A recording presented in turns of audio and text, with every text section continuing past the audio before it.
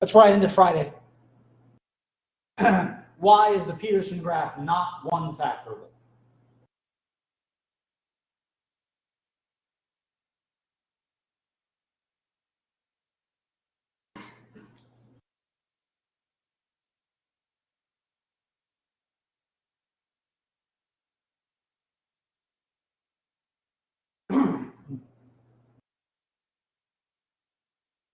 I want to show something isn't one factor. Well, that's hard.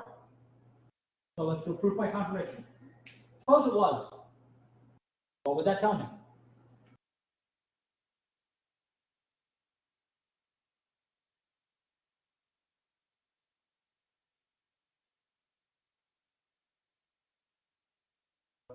Yes, I can get perfect matchings until there's no edges left. Order of that graph, 10. It's also cubic, so there would be 3 perfect matchings, right? Take one of them away. The resulting graph is 2 regular. Yes? And that means it must be made of cycles.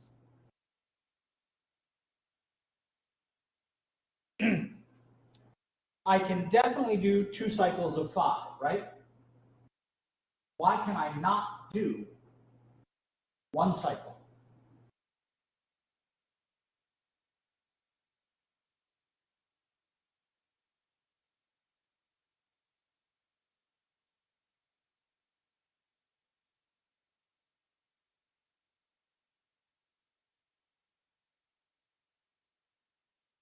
If there was 1 cycle, it would have to be a spanning cycle. Yes? What do we call a spanning cycle in a graph? And what do we know about the Peterson graph?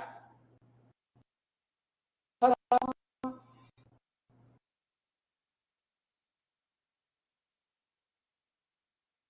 If I take away any one factor, the resulting 2 regular graph must be composed of cycles. The only way to get 2 regular behavior, yes? And the smallest cycle is of length 5, and there is no cycle of length 10.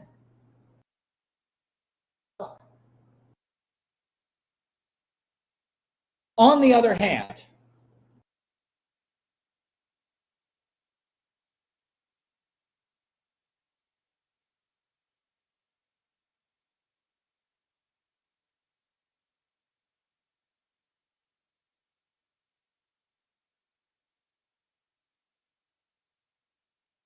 complete graphs of even order are 1 factorable.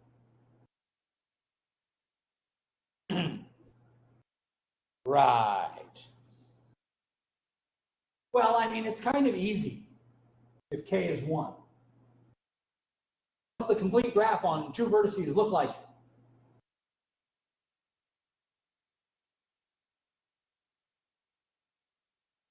Isn't that my perfect matching? Yeah, I'm done.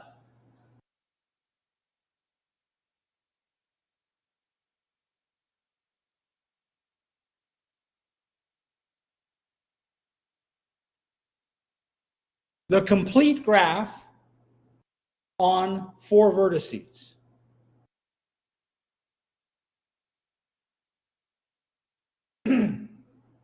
has 3 perfect matchings. What are they?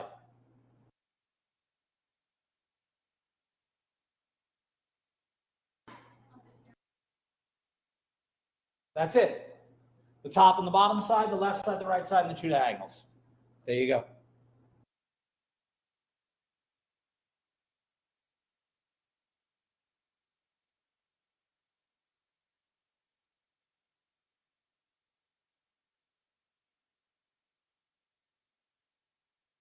This is not really a proof because it's only showing 1 and 2. How do I do the rest of them? Well, it turns out that all of the rest of the values of k are done in the same general way. So let's do case 6, k equals 3.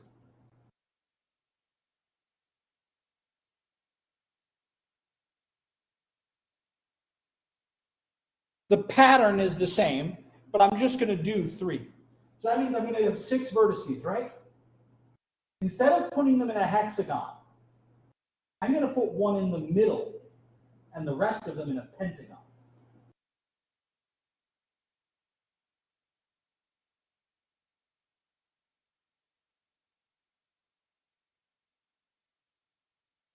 And I'll call the one in the middle vertex 0. And then we can number the outsides in any order you want. I'm going to go clockwise.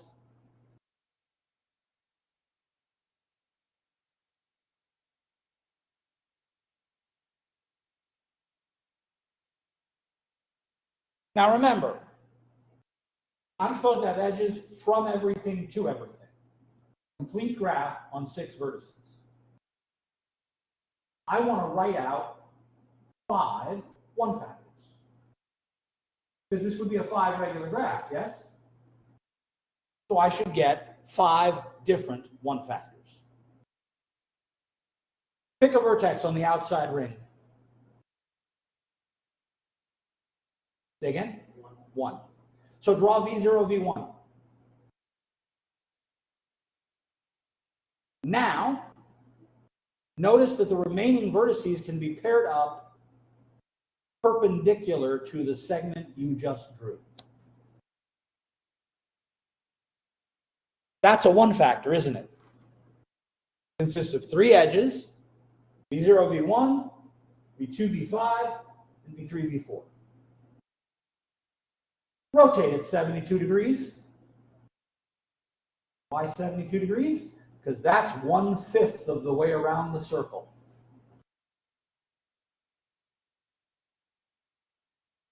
There's another one factor, isn't there? Rotate it again. There's another one factor. Do I ever use the same edge from V0 to V anything? Do I ever use the same paired up edges? Each of these one factors is edge disjoint. I would call this one F2, by the way, and the one we drew in the first place, F1. You're going to get F1 through F5. What if you add K equals 4? You have 8 vertices, right? What do I do then?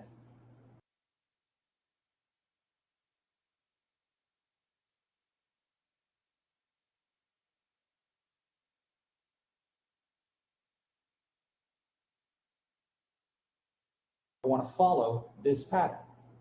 1 in the middle, 7 around the outside, 0 to whatever, and then pair up perpendicularly to that. By the way, adding mod n, I would take V2 plus 1 and minus 1. V3 plus 2 and minus 2. And that's what pairs up. All I have to do is start with VI, add or subtract of 3K, 0K. It works. These particular for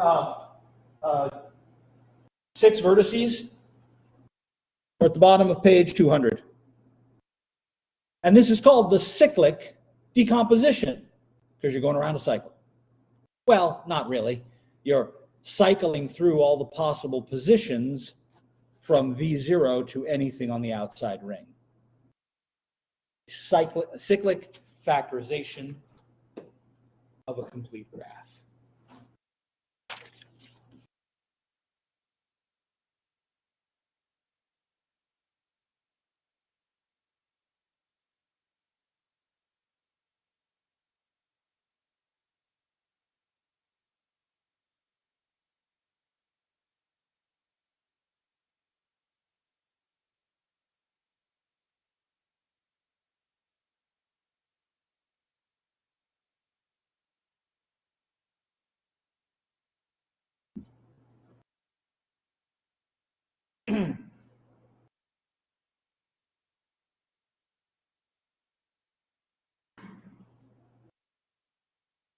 Way back in chapter 2, we proved that if we had a regular bipartite graph, then the partite sets were the same size.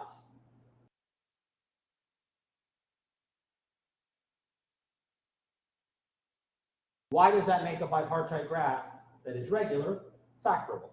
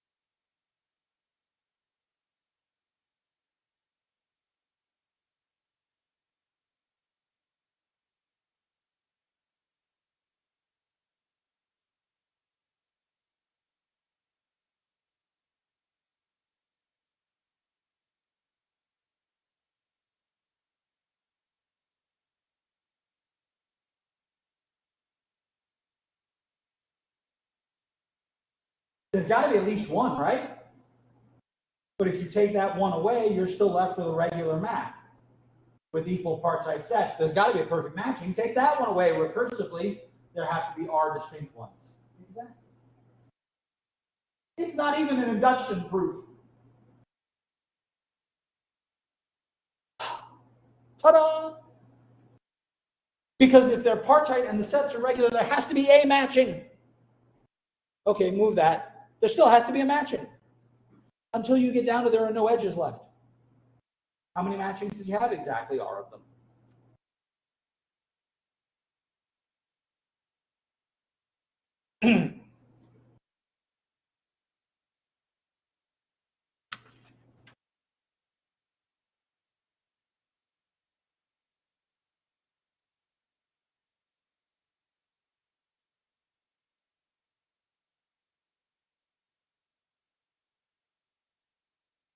Let's generalize the idea.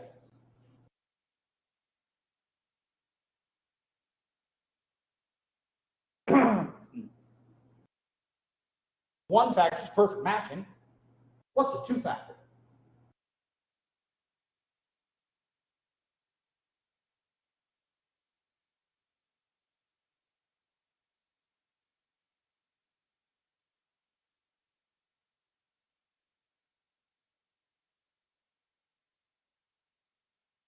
Hey, you've seen one today.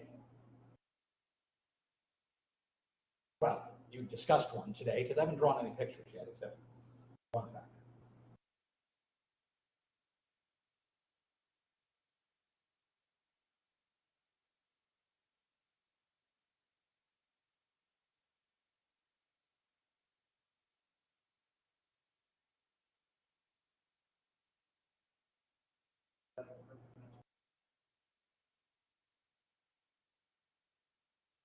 But if I have a matching where all three of those vertices are connected, then I really should be able to connect any two of them, right? Isn't that a cycle?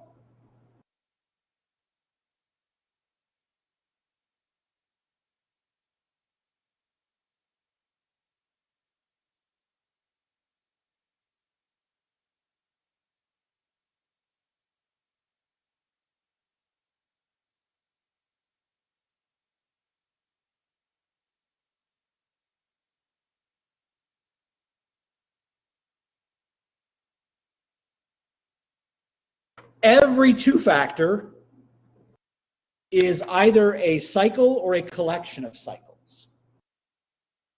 So when we took the one factor out of the Peterson graph, we were left with a two regular spanning graph, and we even said in that discussion right at the start of today, hey, that's got to be either one cycle or more than one cycle. So a two regular spanning subgraph, a two factor, is a cycle within my graph. spanning, so it could be more than one cycle. And in the Peterson graph, it's two C5s.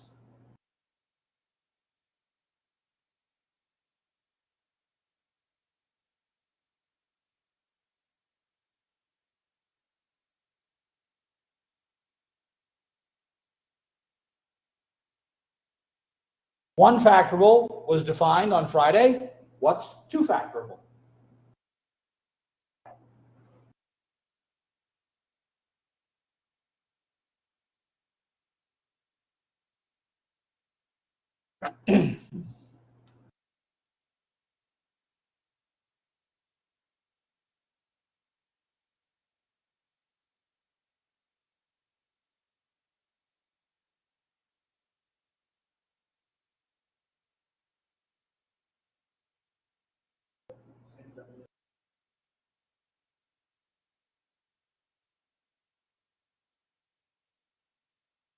I'm going to create the same set of factors, but instead of making one factors, I'm going to make two factors.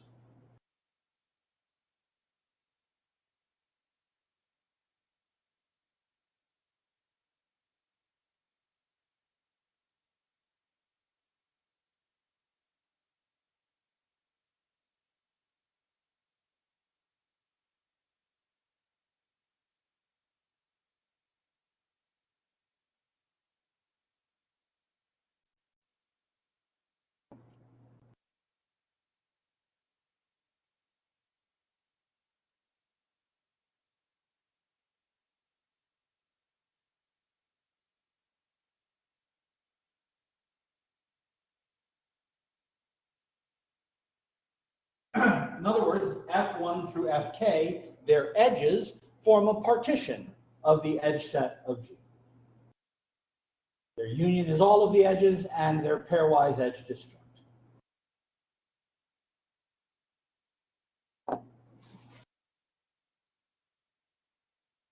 If I have a graph that is two factorable, what do I know about that graph?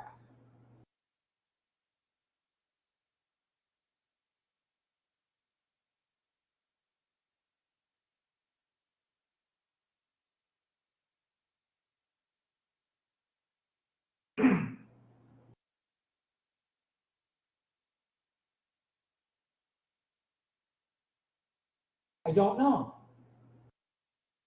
I don't know if it'll be Hamiltonian. It would be Hamiltonian if the result was a single two factor and a bunch of other edges, right? If I had any one of these being a single cycle, if any of the two factors is just one cycle, then we're Hamiltonian. But I don't know that. Some of these could be multiple cycles. Right. Because any vertex that is a bridge can't be part of a cycle. What about degree-wise?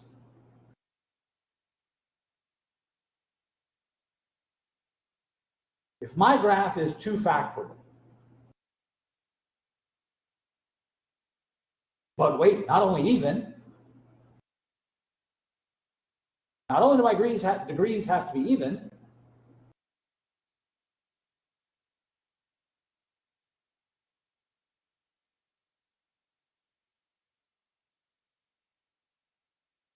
each vertex appears in F1 and F2 and F3 and all the way up to Fk, right? With a degree of what in F1?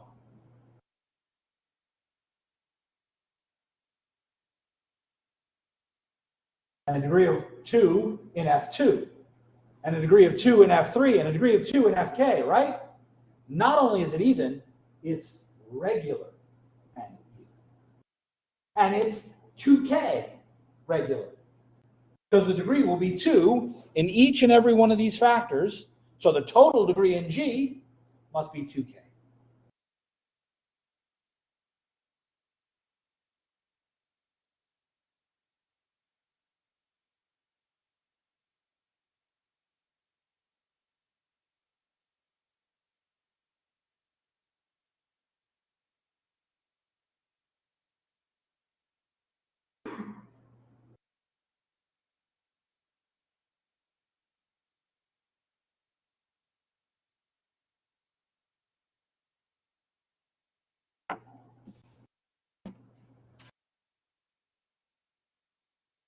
If it's two-factorable, then it's even regular.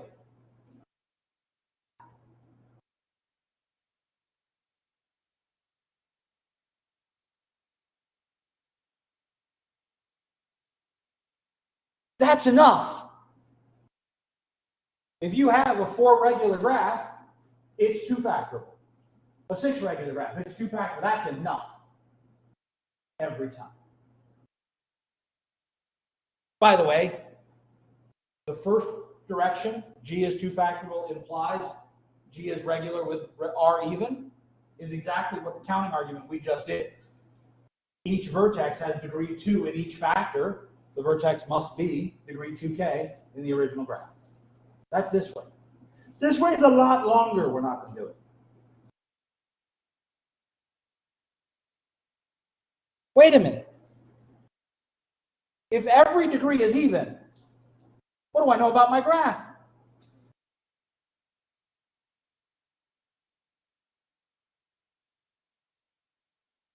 Eulerian. As a matter of fact, each two-factor should be either one or more circuits, right? Question is, can we do it? Well, I have to be able to do that. So let's take an example.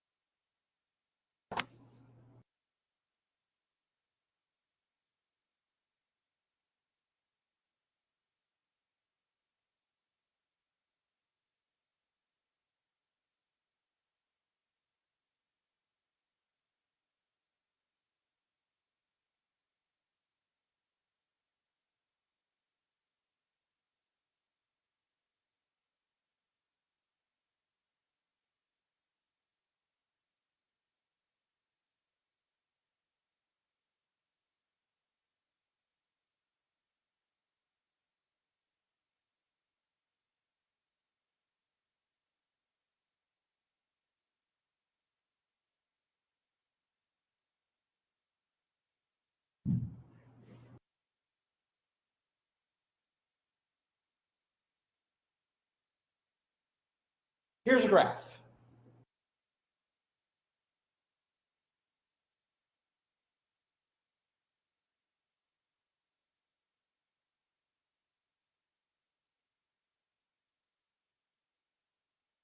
It's 4 regular.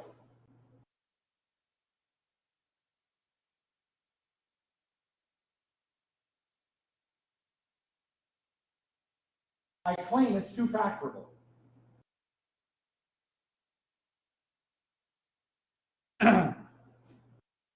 But I know it's Eulerian. Start at V1. Write out an Eulerian cycle. Any Eulerian cycle you want.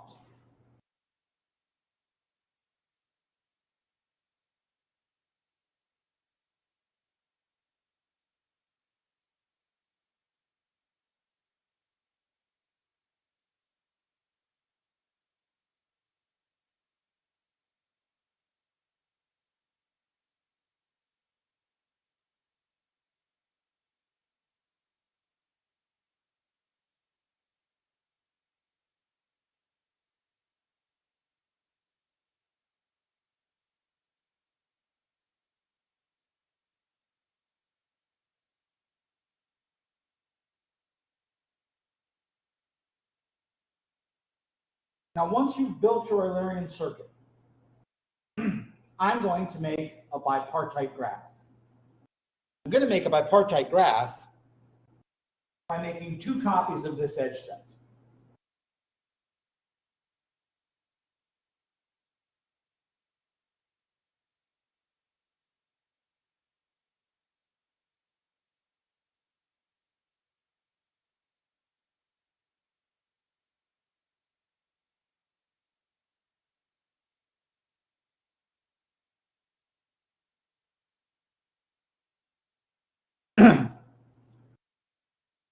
Who's got an Eulerian circuit written out? Jonah, read me the first edge in your circuit. V1, V3. V1, V3 means I make U1, W3. Your next edge is V3, V. It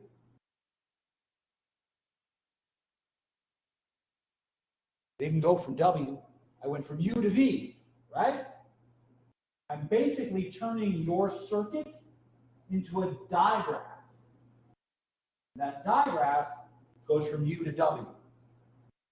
Yes? I'm going to have 12 edges here.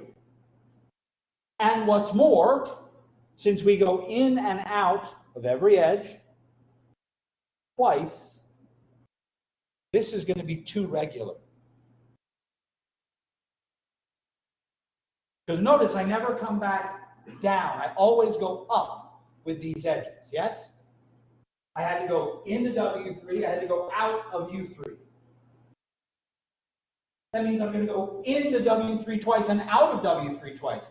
This will have two edges, this will have two edges. This graph is too regular.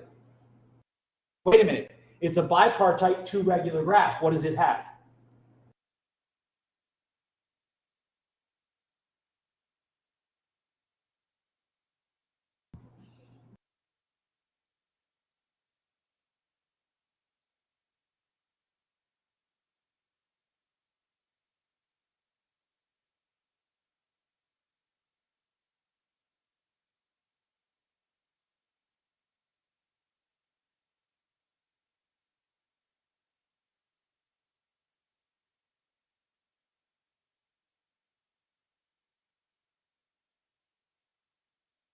A two regular bipartite graph has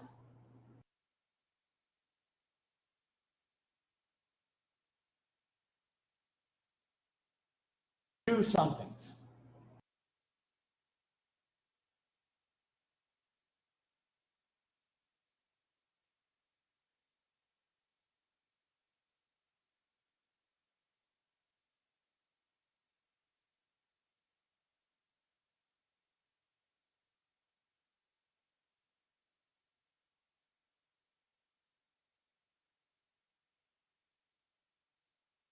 Two regular bipartite graph is one factorable. I get two one factors here, right? But that's a perfect matching from the U's to the W's. Doesn't that create a cycle over there? Because from U to W is the same as an edge. Page 202. Here's our graph. Here's the bipartite version. Two regular perfect matching. Two regular one factorable. Here's a one factor. Here's another one factor. I go from U1 to W2, U2 to W3, U3 to W1. That's a triangle.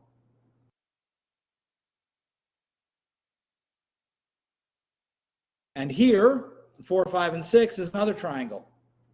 That's a two factor, isn't it? And there's another two factor. Formed from the one factors in our bipartite graph. All I need is an Eulerian circuit.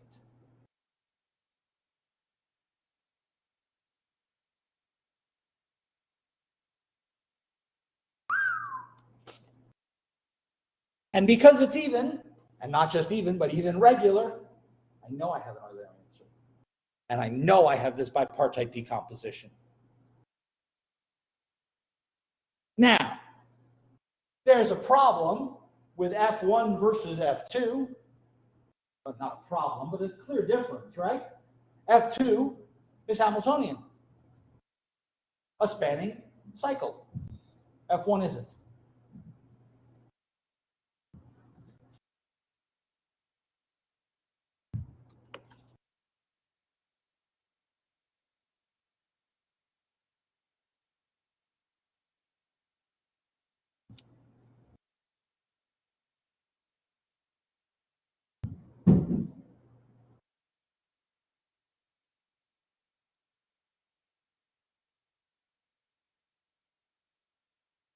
So what do you think it means if I say I have a Hamiltonian factorization?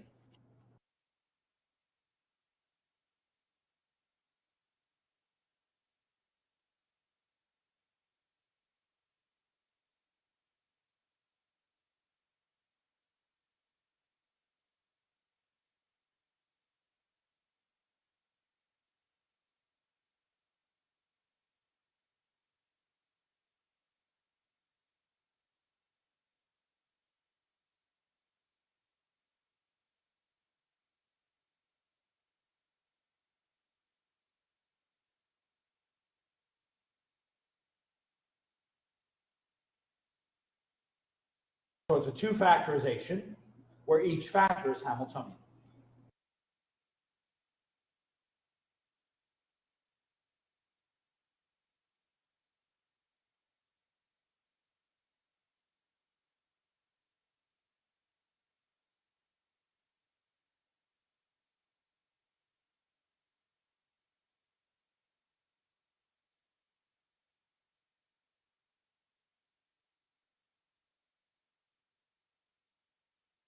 Now, clearly,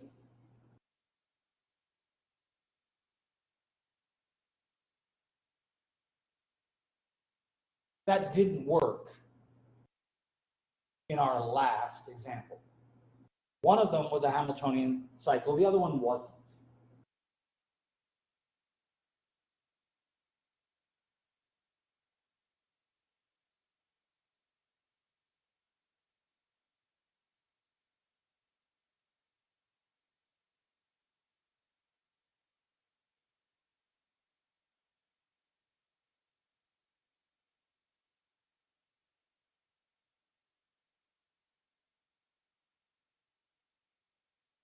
But I claim that if you have a complete graph on an odd number of vertices, then it is Hamiltonian factorable.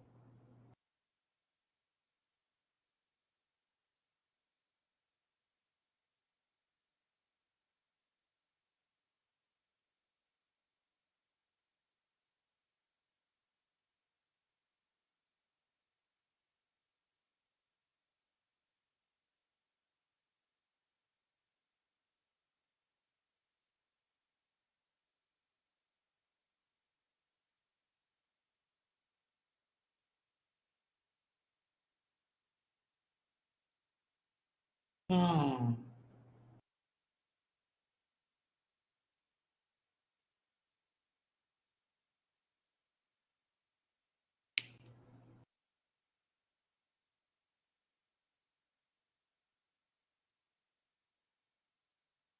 Every complete graph is Hamiltonian, yes? The very worst, you take the outside side.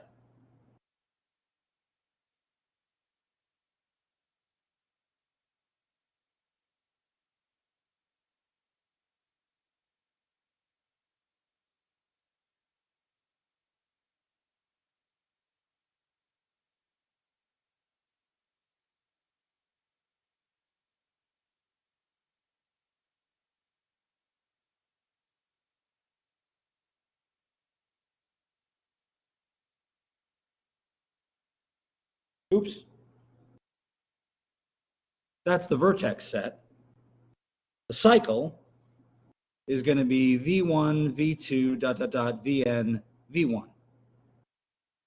I'm going to renumber the vertices if I have to, so that the cycle defines the order in which I number them, yes?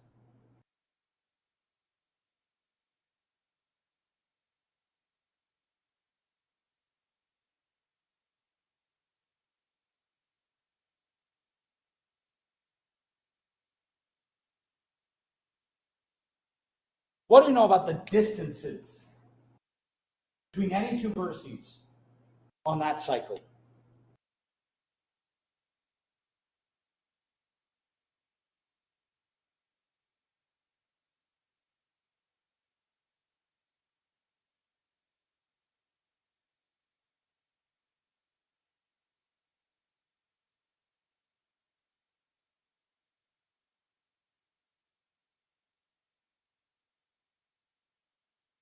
Yes, but even more so than that.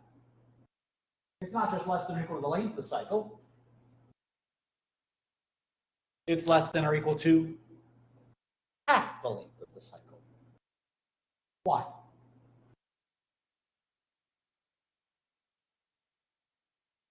I can go either way around the cycle. At worst, one of them is no shorter than the other. That would be exactly half. Otherwise, one is shorter.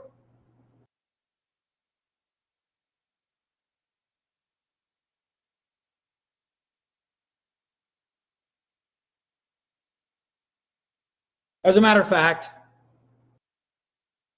I can say that. Because I didn't say anything about n being even or odd here in this discussion, only up there in the claim. But if n is odd,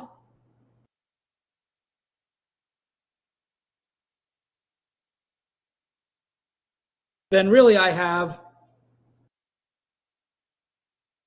those numbers, right?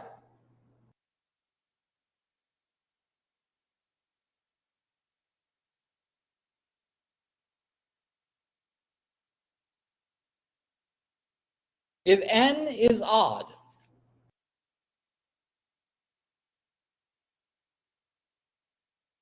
I can label not just the edges in the cycle, I can label the edges in the entire graph this way.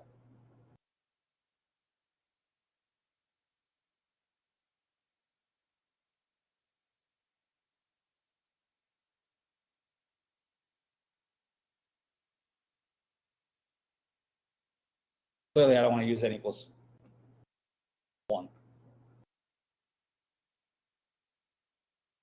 If n is even,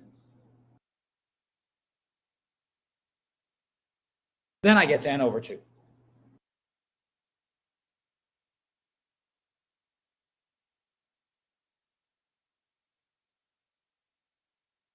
Now, I go around and I look at the cycle and I label the edges on my cycle.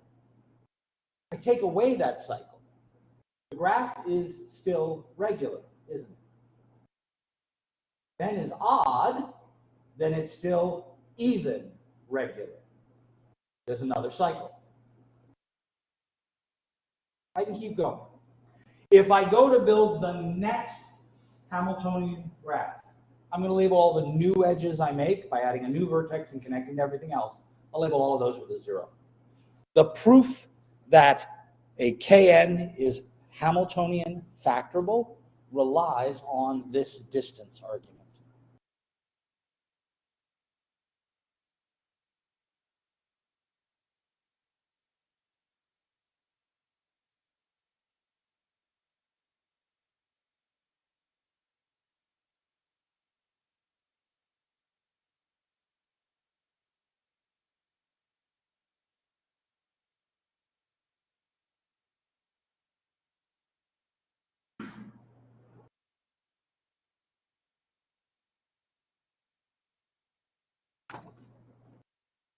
Now, this is an iterative inductive proof. But I believe that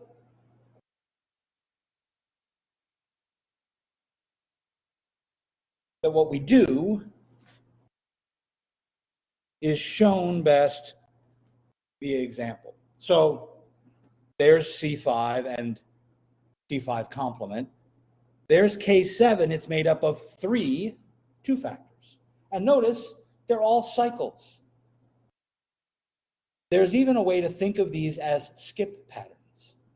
I connect each vertex 1 over. I connect each vertex 2 over. Connect each vertex 3 over. Doesn't it sound like the Harari construction? How many forward, how many back? It's modular addition. There's a number proof that doesn't require me to do any graph theory at all to show that these edges are all distinct and all cyclic. Why? Because what you're doing is you're adding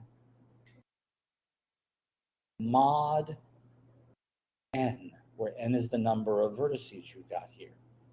You number these 0 to n minus 1, You say add by ones, add by twos, add by threes. This is the Cayley digraph we generated in abstract. The same damn class.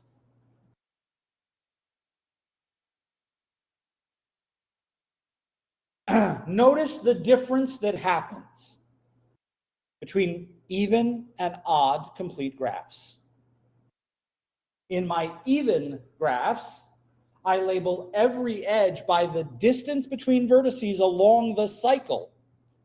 Those are sequential. In the cycle, their distances are 1. But these are distance 2, aren't they? These are distance 1 in my cycle. These are distance 2 in the cycle. When here, I don't have any distance 2s, do I? Because it's even. But those numbers are exactly the codes I need to tell me which edges go in which Hamiltonian circuit. Sorry, cycle.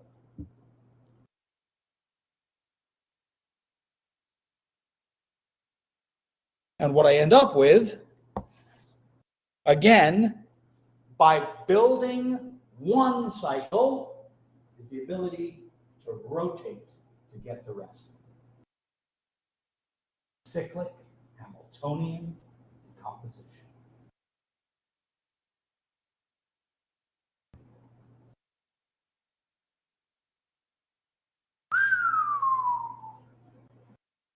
That's impressive as shit, isn't it?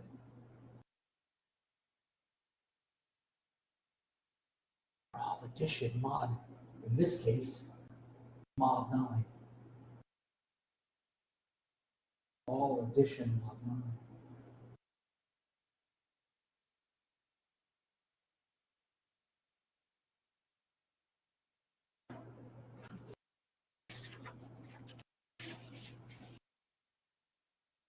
Now,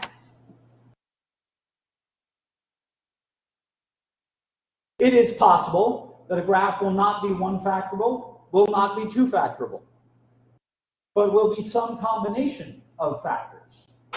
Some one factors, some two factors. The Peterson graph, right? The Peterson graph has a one factor and then two factors. So in a very real sense, we can describe the Peterson graph as two cycles of length 5 and I don't want to use plus or times because that's kind of the wrong way to do it because we have to match them up somehow with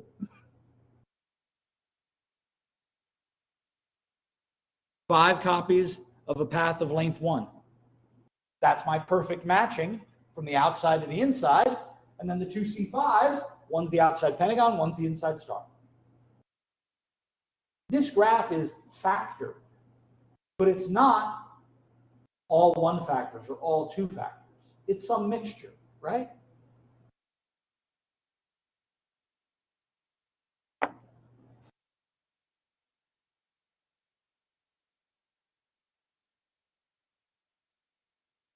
Rather than just say one factor or two factor, we can talk about it being factorable, period.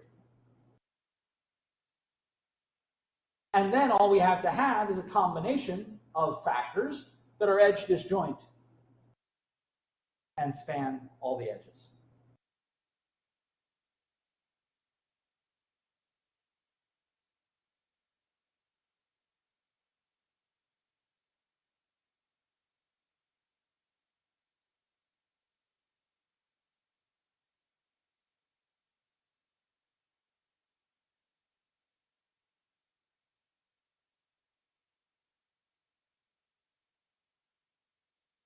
Now, it could be that all of these factors are isomorphic to the same thing. But that might not be a two factor. That might not be a one factor. They might be weird things.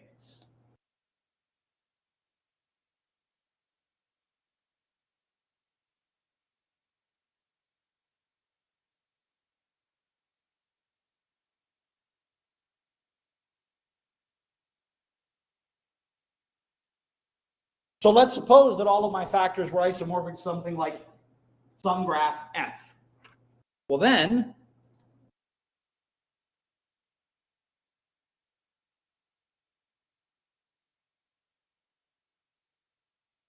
we say G is f factorable.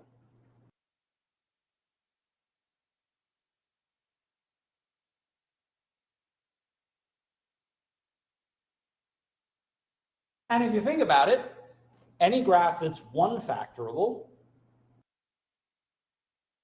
let's say you have, it's got to have an even number of vertices, right? To be one factorable. So if you had n vertices, you would say it's n over 2 copies of P1 factorable. Because each one factor is that perfect matching. Like we had 5 P1 up there for the Peterson graph.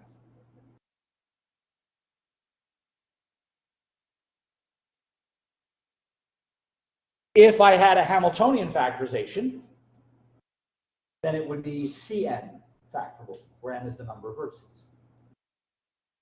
Because each Hamiltonian cycle is a Cn. A rather strange example appears on page 205. That is a factorization of K9. The complete graph on 9 vertices. But instead of 2 factoring it, we can't, can we? Well, no, we could. But the 2 factors are each 3 triangles, not Hamiltonian, right? So there's a K9 factorization, but each factor is 3K3. Rather than each factor being just some arbitrary 2 factor. Now I could do this because it's of odd order. It's K9, right? It means I can create 8 regular. 8 regular graph is 4 times 2. I can break it up into 4 2 cycles. But each 2 cycle isn't a single cycle. It's not Hamiltonian. Now, sometimes we don't get them all being the same. If I use K10, for example, well, K10 is really K9 with 1 extra vertex, right? So what if we mix and match?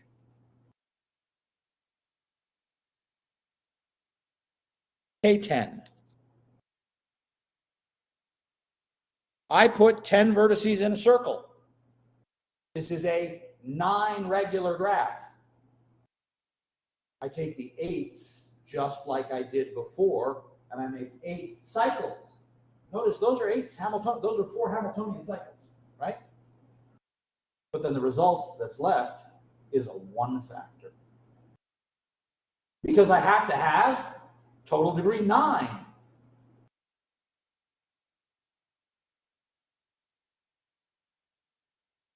Here's an interesting sidebar question. When I say the word factoring, I think algebra. There's got to be an algebra connection here somewhere. What algebraic argument could I be making in terms of factoring? Somehow, 2 factors should go with quadratic things, and 1 factor should go with linear things. And if I somewhere had a 3 factor, maybe it might be a cubic thing. Then I could ask the question that algebra people ask. Can you factor this polynomial? What's the polynomial? I would really like to know the answer to that question. At the moment, I don't. But I think that's a neat investigation. If we're factoring, what's the algebraic connection? Or where is it? Because if we're factoring here, we're factoring in algebra, and we're factoring in groups, then there's got to be something that puts this all together. I don't know what it is. I think it sounds really cool. And that is a further discussion beyond the scope of this course. and is usually left for a first semester graduate course in graph theory, and that's where I will leave it as well. So I will see you all on Wednesday. Have a wonderful rest of your day.